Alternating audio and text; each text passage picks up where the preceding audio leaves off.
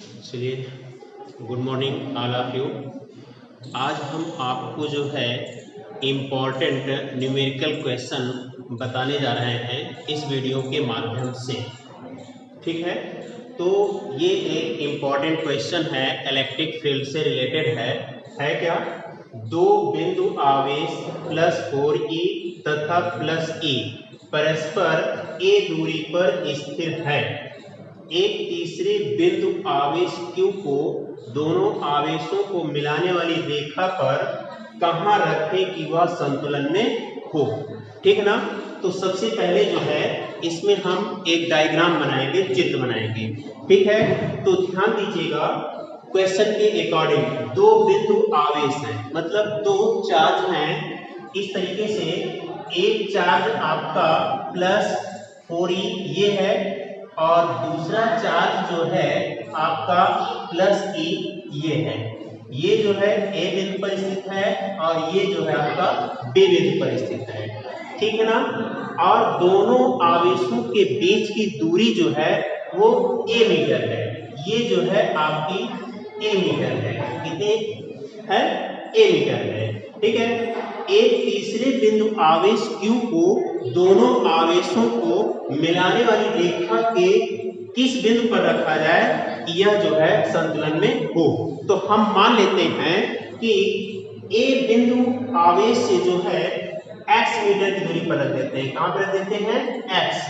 मान लेते हैं कि x मीटर की दूरी पर Q आवेश को हम रख देते हैं, जहां पर जो है ये संतुलन में होगा। अब A से B की दूरी कितनी है? A है। हमने मान लिया A से इस बिंदु तक की दूरी कितनी होगी, इसको हमने मान लिया है O। क्या मान लिया है? O। तो A से O की दूरी जो है x है। तो इधर दूरी कितनी बचेगी आपकी? ये दूरी जो बचेगी आपकी a माइनस एक्स बचेगी। कितनी बचेगी?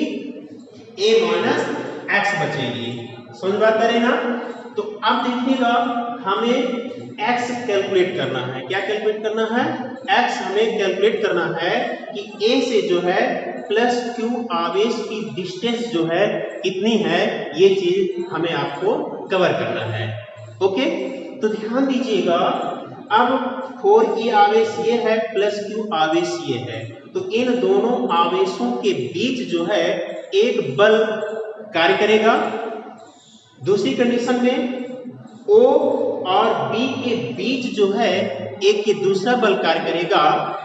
ये दोनों बलों को जो है हम इक्वल कर देंगे। इक्वल करने के बाद जो है x की जो डिस्टेंस आएगी वही डिस्टेंस जो होगी A से जो है O की डिस्टेंस होगी। अर्थात +q आवेश को जो है A से जो है x मीटर की दूरी पर रखना होगा। ठीक है ना? तो चलिए कैलकुलेट करते हैं अकॉर्डिंग टू फिगर। ये लिखते हैं अकॉर्डिंग टू फिगर। ठीक है ना? तो चित्र के अनुसार +4e तथा +q आवेश के बीच लगने वाला बल, तो लगने वाला जो बल होगा F इक्वल कूलॉम के नियमानुसार F equal 1/4πε0 into +4e into Q upon distance जो है A से O की जो डिस्टेंस है वो x है। कितनी है? x। तो ये हो जाएगा x²। इसी को और ढंग से लिख लेंगे तो 1/4πε0 4eq अपॉन x² हो जाएगा। ठीक है ना? अब देखिएगा, इसी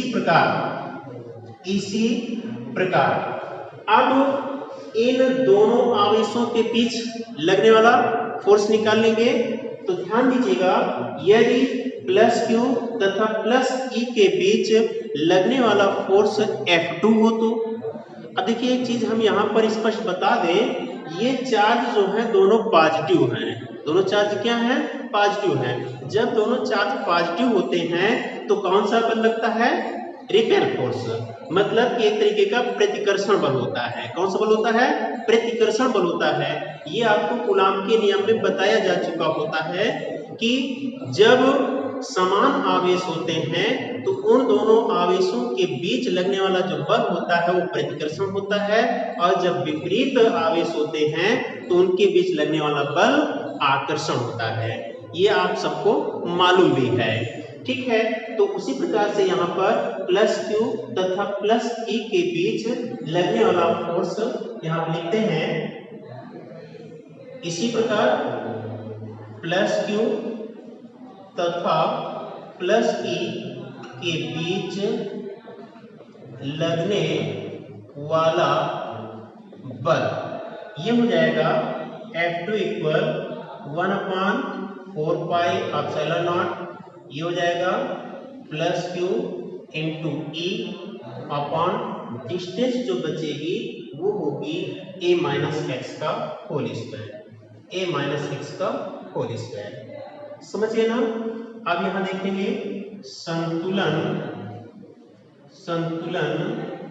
की स्थिति में दोनों पदों को बराबर कर देंगे तो F1 इक्वल ये हो जाएगा F2। तो F1 की वैल्यू यहां से रख देंगे तो F1 की वैल्यू है 1/4 pi epsilon not 4E into Q upon x square equal F2 की वैल्यू रख देंगे 1/4 pi epsilon not Q into E upon a minus x का होल स्क्वायर। अब देखिएगा इसमें से 1/4 pi epsilon not 1/4 pi epsilon not cancel हो जाएगा। EQ इधर भी है, ये भी वैल्यू आपकी क्या होगी कैंसिल हो जाएगी। बचेगा आपका 4/x square equal 1/a minus x का होल स्क्वायर। अब इसे हम सॉल्व कर लेंगे। सॉल्व करने के लिए करते क्या है कि दोनों तरफ का हम ले लेते हैं स्क्वायर, अर्थात दोनों तरफ का वर्गमूल लेने पर। तो दोनों तरफ का जब हम वर्गमूल ले लेंगे तो ये हो जाएगा 2/x equal 1/a minus x हो जाएगा। ठीक है ना। अब इसी प्रकार इसको हम सॉल्व करते हैं। तो सॉल्व करने के लिए इस स्टेप को हम यहाँ पे नोट कर लेते हैं 2/x equal 1/a minus x. ठीक है, अब इसमें हम क्रॉस मल्टीप्लाई कर लेंगे। क्रॉस मल्टीप्लाई जब करेंगे तो ये हो जाएगा माइनस एक्स इक्वल एक्स, अंदर मल्टीप्लाई कर लेंगे तो 2a minus 2x equal x, या 2a इक्वल 3x, या यही वैल्यू आ जाएगी आपकी x इक्वल 2a अपॉन 3। कितनी आ जाएगी x equal 2a upon 3, 2a upon 3। समझ रहे ना। अर्थात कहने का मतलब ये है कि प्लस 4e आवेश से जो है 2a अपॉन 3 मीटर की दूरी पर प्लस q आवेश को रख दिया जाए तो यह संतुलन की स्थिति में होगा। समझ पा रहे हैं ना। एक बार क्वेश्चन को फिर मैं रिपीट कर दे रहा हूं, ध्यान से समझिएगा। ये क्वेश्चन बोर्ड एग्जाम के लिए जो है बहुत ही महत्वपूर्ण है। समझ रहे हैं ना। है क्या, दो बिंदु आवेश प्लस 4e तथा प्लस a परस्पर a दूरी पर स्थित हैं। देखिए जैसे कि चित्र में दिखा है, एक बिंदु A है और दूसरा बिंदु B है। A बिंदु पर प्लस 4e रख दिया, B बिंदु पर प्लस e रख दिया। अब इन दोनों बिंदुओं को मिलाने वाली रेखा के किस बिंदु पर प्लस q आवेश को रखा जाए कि जहां पर ये संतुलन में हो। तो हमने मान लिया कि A से x मीटर की दूरी पर O बिंदु है जहां पर प्लस q आवेश को हमने क्या कर दिया है, रख दिया है। तो अब जरा सोचिएगा कि A से B की दूरी A है और A से O की दूरी x है, तो इतनी दूरी इधर कितनी बचेगी, a माइनस एक्स मीटर बचेगी। कितनी बचेगी, a माइनस एक्स बचेगी। ठीक है। अब इसके बाद देखिएगा चित्र के अनुसार प्लस 4e तथा प्लस q आवेश के बीच लगने वाला फोर्स F1 हम कैलकुलेट कर देते हैं कूलाम के नियमानुसार। सभी बच्चों को कूलाम का नियम मालूम होगा। कूलाम का नियम जो होता है कि इन्हीं दो बिंदु आवेशों के बीच लगने वाला आकर्षण बल भी हो सकता है, प्रतिकर्षण बल भी हो सकता है।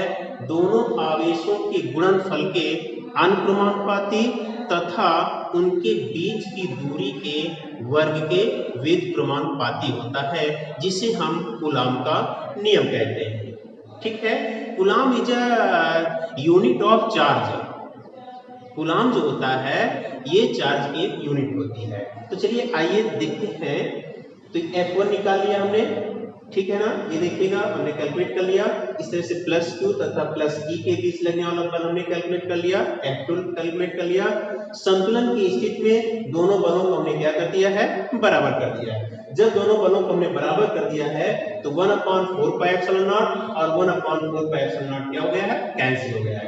एक इधर है, एक इधर है, कैंसिल कर दिया।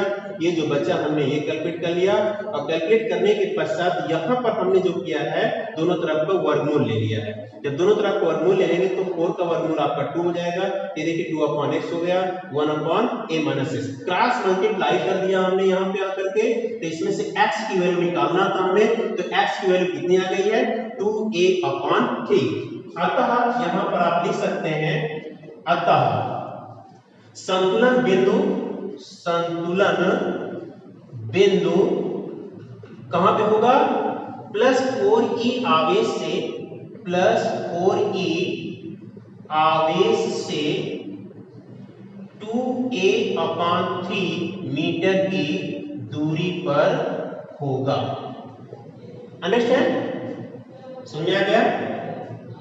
ठीक, ओके, बाय।